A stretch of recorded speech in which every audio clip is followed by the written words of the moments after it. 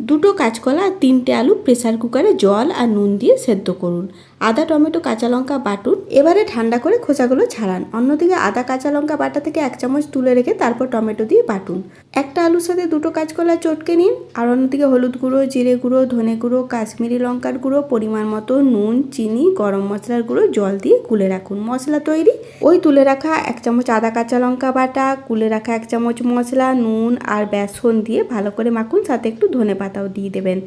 এইভাবে গোল গোল বড়ার আকারে করে মাঝখানে একটা ফুটো করে কাজু কিশমিশ ভরে দিতে পারেন। হাতে কিন্তু একটু তেল মাখিয়ে নেবেন। তারপরে গরম তেলের মধ্যে এগুলোকে ভাজুন। খুব তেলটাকে গরম করবেন না, এভাবে ভেজে নিন। আর বাকি দুটো আলু এভাবে নাড়াচাড়া করে ভেজে নিন। তারপর আবার তেল দিয়ে গোটা গরম মশলা, গোটা জিরে, বেটে রাখা সেই মশলা দিয়ে কষাতে থাকুন। গুলে রাখা মশলাটা দিয়ে আবার কষান। ভেজে রাখা আলুগুলো শুধু দিন। খুব ভালো করে কষিয়ে নিন। পরিমাণ মতো জল দিয়ে গ্রেভি ফুটে গেলে গ্যাস বন্ধ করে কিছুক্ষণ রাখুন। তারপর এর মধ্যে কোপ্তা মেশান।